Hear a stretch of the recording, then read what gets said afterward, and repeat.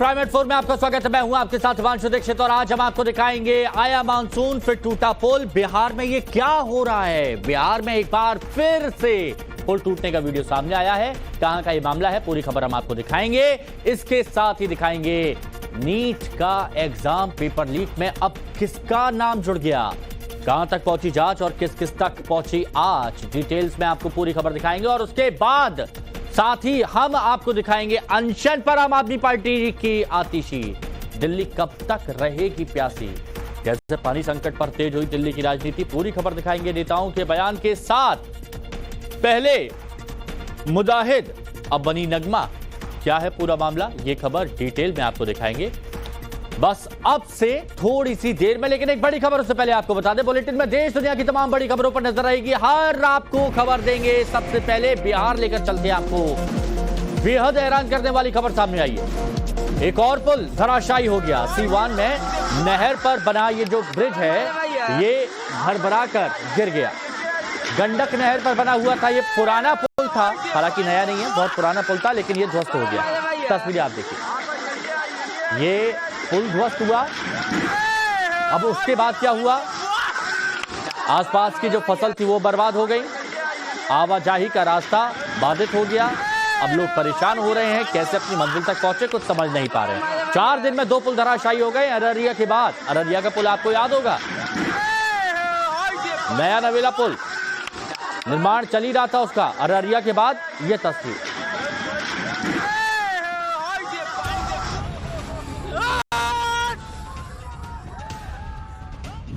बिहार में एक और पुल धड़ाम, गंडक नहर पर बना ब्रिज धराशायी।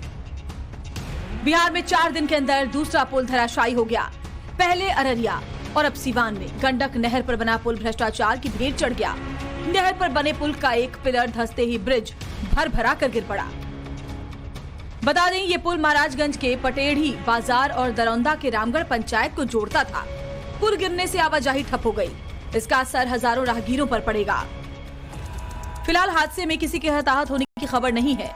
4 दिन पहले ही अररिया में करोड़ों की लागत से बना परड़िया घाट पुल ध्वस्त हो गया था। पुल के अप्रोच रोड को शुरू करने की तैयारी की जा रही थी, लेकिन उद्घाटन से पहले ही पुल भ्रष्टाचार की भेंट चढ़ गया। पुल टूटने के साथ गंडक नहर का बांध भी टूट गया, जिससे कई गाँव में पानी घुस गया। इलाके में अफरा तफरी का माहौल है। किसानों के खेतों में डाले गए बीज भी बर्बाद हो गए, जिससे किसानों में नाराजगी है। फिलहाल नहर के बांध को मरम्मत करने की कवायद की जा रही है, लेकिन एक के बाद एक पुल बांध के टूटने से लोग बिहार सरकार पर सवाल खड़े कर रहे हैं। पिछले 2 साल में बिहार में कहां और कितने पुल गिर गए, आपको जानना जरूरी है और यह हम आपको बताते हैं। चलिए, तो 18 जून 2024 अररिया में उद्घाटन से पहले पुल क्या हो गया, धड़ाम हो गया। यह तस्वीर हालांकि अररिया वाले की नहीं है, ये तस्वीर अभी वाले की है जो गंडक नहर पर। यह है अररिया वाले पुल की तस्वीर जो आप यहां पर देख रहे हैं। ये धराशायी हो गया था 22 मार्च 2024। अब सुपौल में निर्माणाधीन पुल गिरा, हादसे में एक मजदूर की मौत हो गई। 4 जून 2023 भागलपुर में गंगा नदी पर निर्माणाधीन पुल गिर गया। 19 मार्च 2023 सारण में अंग्रेजों के जमाने का एक पुल धराशायी हो गया। 16 जनवरी 2023 दरभंगा में कमला बलान नदी पर बना पुल गिर गया। तो पिछले कुछ वक्त में कितने पुल गिरे ये अब आपने देख लिया। चलिए अब एक बड़ी खबर आपको बता दें। बड़ी खबर महाराष्ट्र से। मुंबई के कई हिस्सों में मूसलाधार बारिश हुई है। मूसलाधार बारिश बोले तो झमाझम बारिश। तेज बारिश के चलते सड़कें जलमग्न हो गई। लोगों को भीषण गर्मी से राहत मिली है, क्योंकि बहुत से लोग परेशान हो रहे थे। गर्मी, हाई गर्मी, उफ गर्मी, लेकिन अब यहां पर गर्मी से राहत मिल गई है। हालांकि कई जगह पर उमस भी बढ़ सकती है, लेकिन मुंबई में मौसम बदल गया है। सड़कें समंदर बनती दिख रही हैं। आईएमडी ने जारी किया अलर्ट। ये देखिए, जोरदार गर्मी के बाद जब बारिश की ऐसी फुहारें देखने को मिलती हैं तो बड़ा सुकून मिलता है। तो वहीं अगली खबर हम आपको बता देते हैं। छत्तीसगढ़ धमतरी में मूसलाधार बारिश, भारी बारिश के बाद बाढ़ जैसे हालात हो गए। मौसम विभाग ने अलर्ट जारी कर दिया है। धमतरी में मूसलाधार बारिश हुई है छत्तीसगढ़ के। भारी बारिश के बाद बाढ़ जैसे हालात है। मौसम विभाग ने अलर्ट जारी किया है। अब ये देखिए, ये पुल है, पुल के ऊपर पानी भर गया है। पुल के ऊपर पानी भरा है। छत्तीसगढ़ के धमतरी की तस्वीर आपको दिखा रहे हैं और यहां पर भी सावधानी बरतने के लिए लोगों से कहा है, क्योंकि इतनी जोरदार बारिश हो रही है कि हर जगह जल जमाव हो गया है। हालांकि लोग चाहते हैं कि बारिश हो।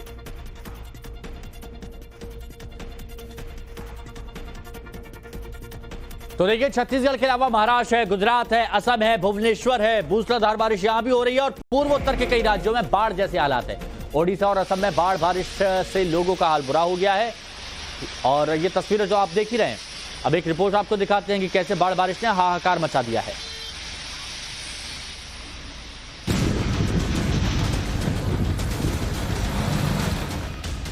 सड़कें दरिया बनी, गाड़ियों के टायर पानी में लबालब हैं। तस्वीरें ओडिशा की राजधानी भुवनेश्वर से सामने आई, जहां मूसलाधार बारिश ने लोगों की मुश्किलें बढ़ा दी हैं। ओडिशा में भीषण गर्मी के बीच राजधानी भुवनेश्वर समेत कई जिलों में जोरदार बारिश हो रही है।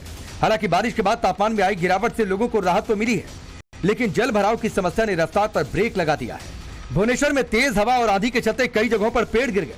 मौसम विभाग का कहना है कि अगले 2-3 दिन झमाझम बारिश होगी। सिर्फ ओडिशा ही नहीं बल्कि गुजरात में भी मानसून का असर दिखने लगा है। तेज हवाओं के साथ सौराष्ट्र में मूसलाधार बारिश हुई, कई इलाकों में बाढ़ जैसे हालात बन गए, सड़कें समंदर में तब्दील हो गई। मौसम विभाग ने 26 जून तक अहमदाबाद, वडोदरा, सूरत, राजकोट, जामनगर और अमरेली समेत कई जिलों में गरज के साथ तेज बारिश का ऑरेंज अलर्ट जारी किया है। तो वहीं असम में आफत की बारिश हो रही है, चारों ओर तबाही का मंजर है। बाढ़ बारिश से 36 लोगों की जान जा चुकी है, 4 लाख से अधिक लोग प्रभावित हैं। करीमगंज में सबसे ज्यादा 2.5 लाख से अधिक लोग बाढ़ से प्रभावित हैं। असम में बाढ़ की स्थिति गंभीर बनी हुई है। लगातार हो रही बारिश से लोगों का हाल बेहाल है। उत्तराखंड के लिए मौसम विभाग ने अलर्ट जारी किया है। आईएमडी ने यह अलर्ट जारी किया है, वो भी भारी बारिश का। कई जिलों में भारी बारिश को लेकर चेतावनी जारी की गई है कि भैया सावधान रहिए, जोरदार बारिश होगी और ऐसे में दुर्घटना घट सकती है, लैंडस्लाइड भी हो सकता है। क्योंकि उत्तराखंड में जब जोरदार बारिश होती है और बारिश के बाद जब अगले दिन धूप पड़ जाती है तो फिर लैंडस्लाइड होता है, भर कर पहाड़ गिरते हैं और दिक्कत वहां बढ़ जाती है। और इसीलिए पहले ही ऑरेंज अलर्ट मौसम विभाग ने जारी कर दिया है कि आप सावधान रहिए। अगर पहाड़ी इलाकों में गाड़ी अगर आप चला रहे हैं तो विशेष सावधानी के साथ गाड़ी चलाइए। तो देश भर में पड़ रही प्रचंड गर्मी से लोगों को राहत दिलाने के लिए शिव की नगरी काशी में शहनाई वादकों ने एक अनूठा प्रयास किया। क्या प्रयास किया वो हम आपको बताएंगे। गंगा में खड़े होकर राग मेघ धुन बजाई, जिससे इंद्र देवता प्रसन्न हो जाए और झूमकर बदरा बरस जाए।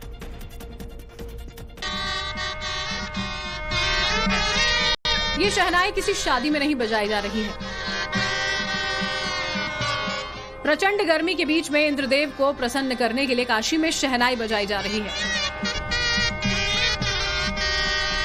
तस्वीरें वाराणसी की हैं, जहां विश्वनाथ मंदिर के मुख्य शहनाई वादक महेंद्र प्रसन्न ने साथियों के साथ मां गंगा की गोद में उतरकर राह मेघ धुन बजाई।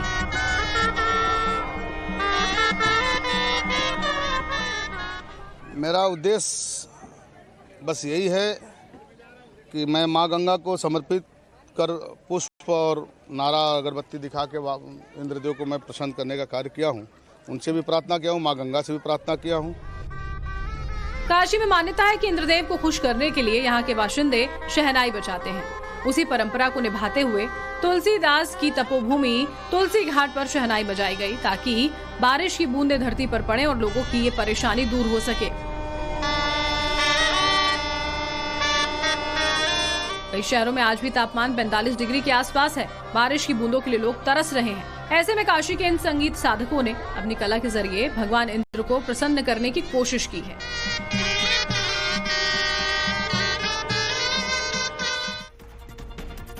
और चलिए एक बड़ी खबर आपको बता देते हैं। नीट पेपर लीक पर एक बड़ी खबर आ रही है। बिहार ईओयू ने शिक्षा मंत्रालय को रिपोर्ट सौंप दी है। ये बड़ी खबर आपको बता रहे हैं। बड़ी खबर, केंद्रीय शिक्षा मंत्रालय को रिपोर्ट सौंपी गई है। पेपर लीक मामले में इकोनॉमिक ऑफेंसेस यूनिट ने ये रिपोर्ट सौंपी है। एडीजी नैयर हसनैन खान ने विस्तृत रिपोर्ट सौंपी। नीट पेपर लीक में रवि अत्री का नाम सामने आया है। रवि अत्री के बारे में नवभारत ने आपको पहले ही बताया है। यूपी पुलिस भर्ती घोटाले का मास्टरमाइंड है रवि अत्री।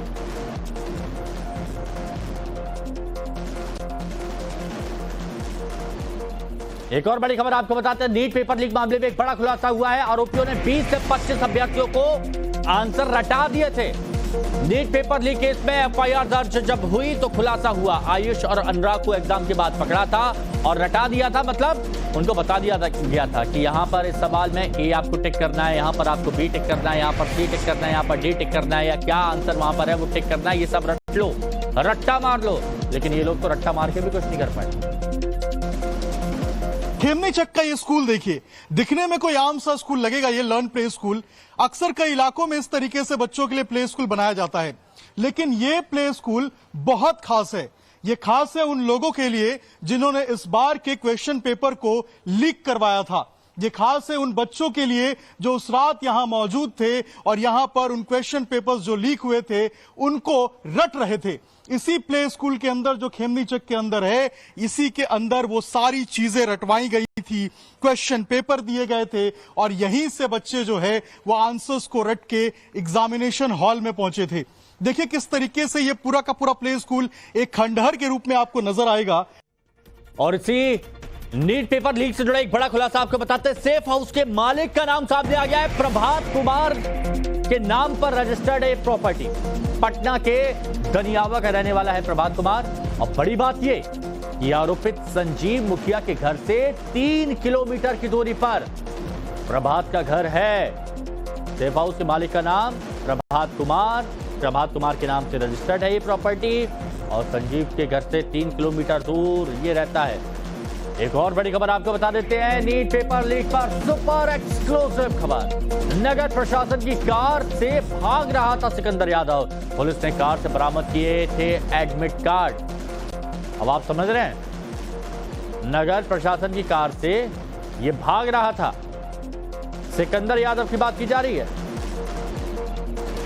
नीट पेपर लीक मामले में रोज नए खुलासे हो रहे हैं और इस खुलासे की तह में अगर गए तो जो 5 तारीख यानी 5 मई को जो पूरा खुलासा सामने आया था उसमें सबसे अहम कड़ी के तौर पर ये गाड़ी पटना पुलिस ने जब्त की थी, पकड़ी थी और शास्त्री नगर थाने की पुलिस ने इस गाड़ी को पकड़ा था। और इस गाड़ी में यादवेंदु, उसके साथ बिट्टू ये मौजूद था। 3 शख्स बताया जा रहा है कि इस गाड़ी में मौजूद था। सिकंदर, यादवेंदु, अखिलेश और बिट्टू, ये तीनों इस गाड़ी से दानापुर के रास्ते पटना के लिए पहुंच रहा था। और इसी दौरान पुलिस को इसकी सूचना मिली कि इस तरह की एक झारखंड नंबर की ये गाड़ी है। उस गाड़ी से जो पेपर लीक के जो सरगना है वो पटना के लिए आ रहे हैं दानापुर से। और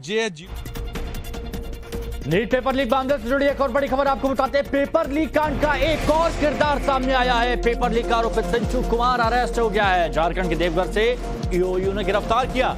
आरोपित चिंटू की तलाश में ईओयू की टीम जुटी हुई है। चिंटू से पूछताछ में कई अहम खुलासे हो सकते हैं। ये तार और किसी पर जाकर जुड़ सकता है।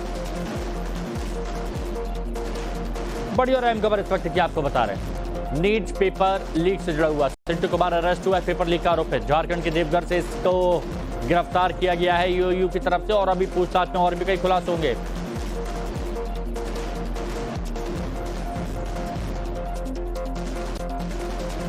तो ये बड़ी खबर आपको बता रहे हैं। पेपर लीक से जुड़ी हर एक खबर सबसे पहले नवभारत पर। तो नीट पेपर लीक मामले में हर दिन नए खुलासे हो रहे हैं, ये आप देख रहे हैं। अभी तक पेपर लीक का जो कनेक्शन सामने आया, चलिए वो हम आपको बता देते हैं। देवघर झारखंड आरोपित चिंटू गिरफ्तार हो गया है। चिंटू की तलाश जारी है। नाम भी ऐसे ही है, चिंटू। अब देखिए, नालंदा, यहीं पर पेपर लीक होने की खबर है। रवि अत्री गैंग पर यहां पर आरोप लगाए। रवि अत्री गैंग जो कि मास्टरमाइंड यहां पर बताया गया है। रांची झारखंड, कहां तक के तार फैले वो आपको बता रहे हैं। रांची झारखंड में देखिए, रांची मेडिकल कॉलेज का नाम यहां पर आता है। यहीं के छात्रों ने पेपर सॉल्व किए और यहां से पेपर कहां भेजे गए? पटना भेजे गए यहां से। अब पटना बिहार भी आता है, तो पटना बिहार का बताते हैं। यहीं पर बच्चों को पेपर रटवाए गए। सिकंदर, नीतीश, अमित गिरफ्तार है। तेजस्वी यादव के पीएस प्रीतम का भी नाम यहां पर सामने आ गया है। तो पेपर लीक के किरदार कहां तक फैले हैं, ये आपने यहां पर देख लिया। अब नीट धांधली मामले से जुड़ी एक और बड़ी खबर आपको बताते हैं। आरोपित शिव नंदन कुमार का पूछताछ दौरान खुलासा। परिवार से सिकंदर के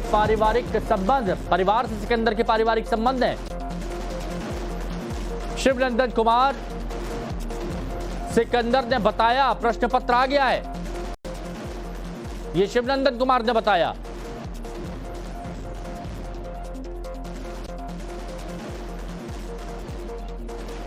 ये सीरियस है। जिस हिसाब से जो जानकारी आ रही है, जो बुकिंग किया गया, जो इसमें मेन एक्यूज है, उनको रहने का जगह या जो ऐसे विद्यार्थियों को ला करके रहने का जगह, तो कहीं न कहीं जो खबर आ रही है वो इन्वॉल्वमेंट है और निश्चित रूप से पुलिस इसको इन्वेस्टिगेशन में इन चीज़ों को देख रही है।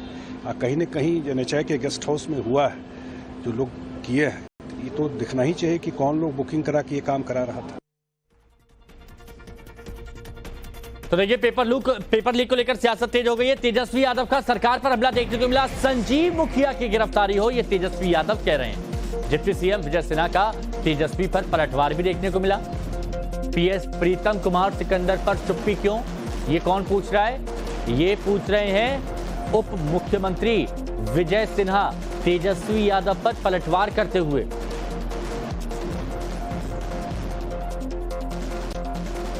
वो पेपर लीक करने वाला अभी भी घूम रहा है, बारी बार बेल करा लिया। किंग पिंग वही लोग हैं, नाम इस वाले में भी उन्हीं लोगों का आ रहा है, लेकिन कोई कार्रवाई नहीं हो रही। एक इनका सबसे अहम जो मुखिया है, संजीव मुखिया करके है। अब हम जांच एजेंसियों से अपील है कि संजीव मुखिया की जांच करें। सरकार से हम अपील करते हैं कि इसकी जांच कराएं। जो संजीव मुखिया, नीतीश मिश्रा, ये नीतीश कुमार और जो एक और जो पकड़े गए हैं अमित आनंद, इन लोगों का हेड वही बताया जाता है जो हम लोगों ने पता किया। अब जांच कराया जाए, नहीं तो हमारे पास सारा तस्वीर वगैरह कौन कौन नेताओं के साथ क्या क्या है उस संजीव मुखिया का, वो हमको बताना पड़ेगा, दिखाना पड़ेगा, सार्वजनिक करना पड़ेगा। आज नेता प्रतिपक्ष क्यों नहीं बता पा रहे हैं कि उनके PS प्रीतम रूम बुक कराया था या नहीं, सिकंदर को ठहराया था या नहीं, अनुराग उसके नाम पर ठहरा था या नहीं। सिकंदर वही है जो उनके पिताजी श्रीमान लालू प्रसाद यादव रांची में थे तो सेवादार था कि नहीं। उस व्यक्ति को जल संसाधन विभाग में JE और JE से नगर विकास में कई जगह का प्रभार किसने दिया? आप मंत्री थे उस समय या नहीं? ये जवाब क्यों नहीं दे पा रहे हैं? वर्गलाने का खेल क्यों खेलते हैं? अकूत संपत्ति का ये मालिक कैसे बना? इनकी संपत्ति की जांच क्यों न हो? और इसी बीच नीट पेपर लीक मामले पर एक और बड़ी खबर आ रही है, वो भी आपको बता दें। गोधरा पुलिस ने पेपर लीक को अफवाह बताया है।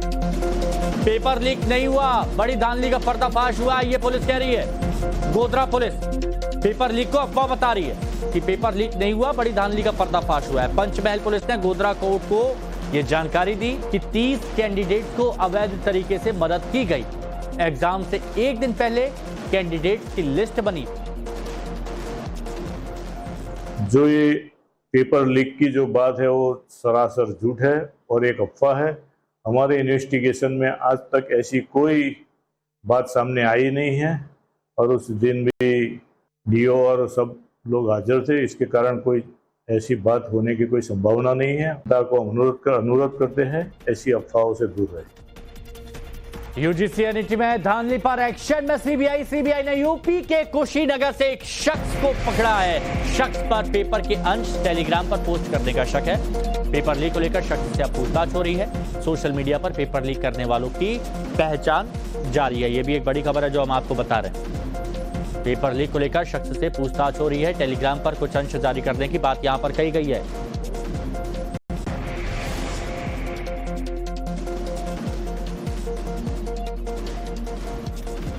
जल्दी से आपको बड़ी खबर बता देते हैं। देश भर में नीट पेपर लीक और फिर UGC नेट परीक्षा के कैंसिल होने को लेकर बवाल मचा हुआ है। ये बड़ी खबर आपको बता रहे हैं। लोक परीक्षा कानून 2024 लागू हो चुका है। केंद्र सरकार की तरफ से इसको लागू किया गया है। लोक परीक्षा कानून 2024। अब इसके तहत क्या क्या प्रावधान है ये भी हम आपको बताएंगे। पेपर लीक को रोकने के लिए कड़ा कानून यहां पर लागू किया गया है। लोक परीक्षा अधिनियम 2024 अधिसूचित हुआ है। 10 साल तक की सजा, 1 करोड़ तक का जुर्माना ये लागू किया गया है। लोक परीक्षा अधिनियम 2024। अब आप भी जानना चाह रहे होंगे कि आखिर इसमें है क्या, तो विस्तार से समझाते हैं कि लोक परीक्षा कानून में क्या क्या प्रावधान है और इस प्रावधान के तहत किस तरह के काम करने पर सजा तय है। ध्यान से सुनिएगा। परीक्षा से पहले प्रश्न पत्र या आंसर लीक किया तो यह कानून शिकंजा कस लेगा। आंसर की या पेपर लीक करने में आपने मदद की किसी की तो भी शिकंजा कस जाएगा। बिना अधिकार के प्रश्न पत्र या OMR शीट देखना या रखना आप शिकंजे में आ जाएंगे। परीक्षा के दौरान एक या उससे ज्यादा सवालों के जवाब किसी को बताना तो आप भी यहां पर फंस सकते हैं। कैंडिडेट्स को प्रत्यक्ष या अप्रत्यक्ष तरीके से जवाब लिखने में मदद करना तो आपको सजा तय है। आंसर शीट या OMR शीट में अगर आप गड़बड़ी करते हैं या मदद करते हैं तो भी आपको सजा मिलेगी। निर्धारित मानकों और नियमों की जानबूझकर अनदेखी आप करेंगे तो भी आप सजा के हकदार हैं।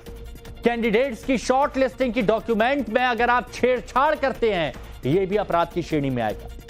गड़बड़ी की नियत से जानबूझकर सुरक्षा मानकों का अगर आप उल्लंघन करते हैं तो आपको सजा मिल के रहेगी।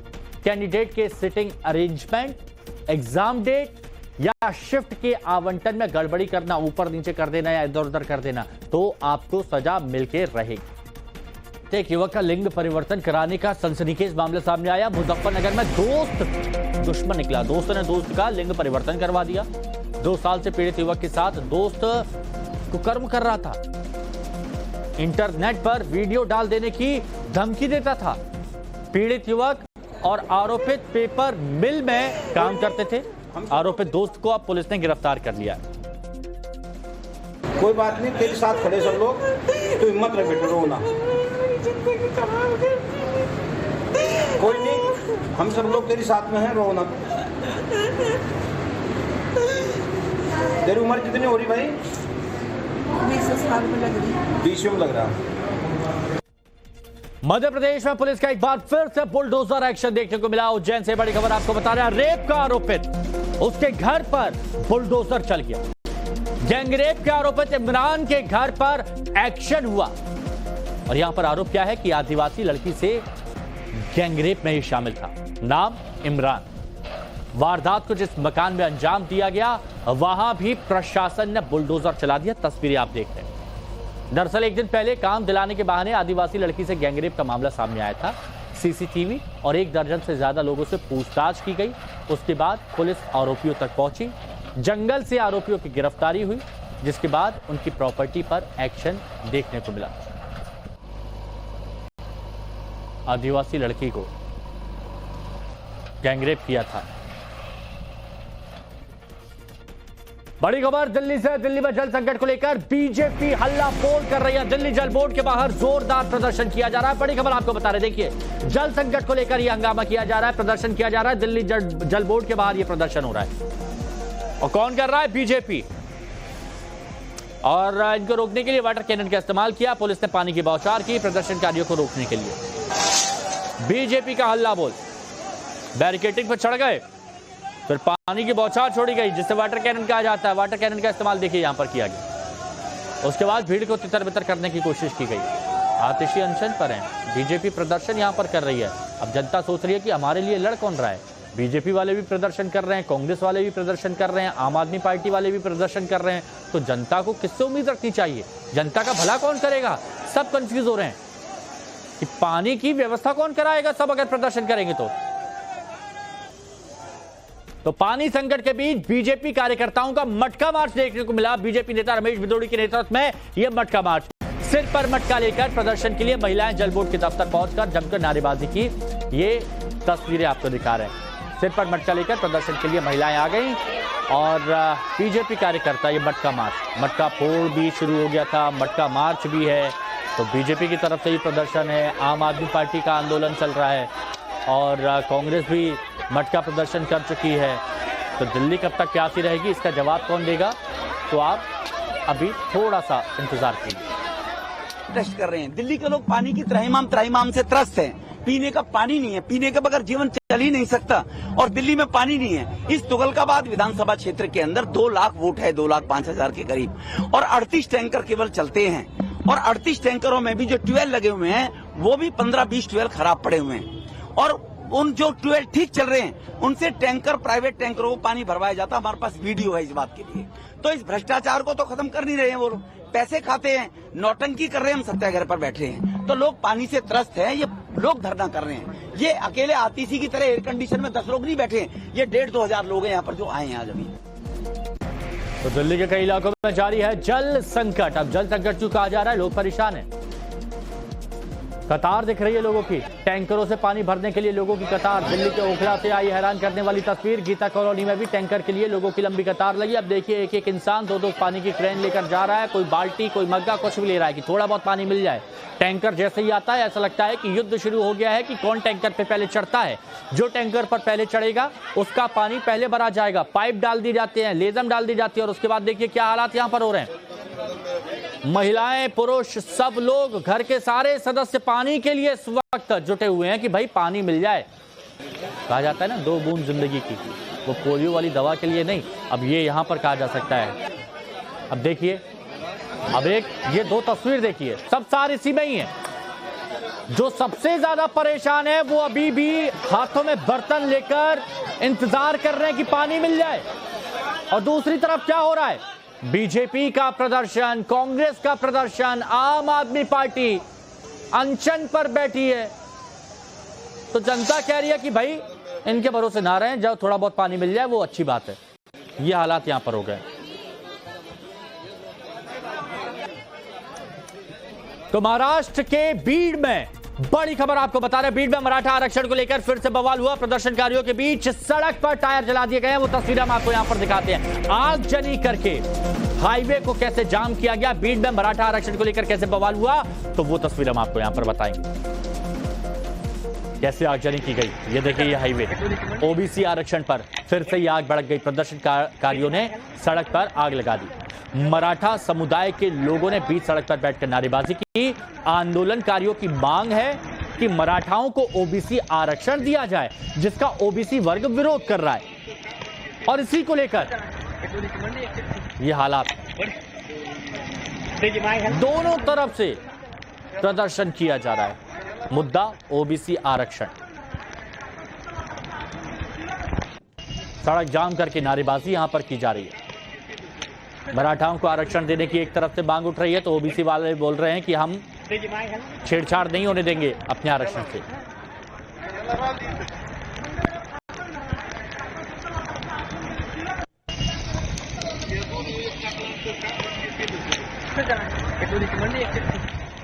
तो ये देखिए, ये जो आप तस्वीरें देख रहे हैं, 2 तस्वीरें, एक तरफ आगजनी की जा रही है तो दूसरी तरफ वहां पर प्रदर्शन किया जा रहा है। सड़क जाम करके नारेबाजी।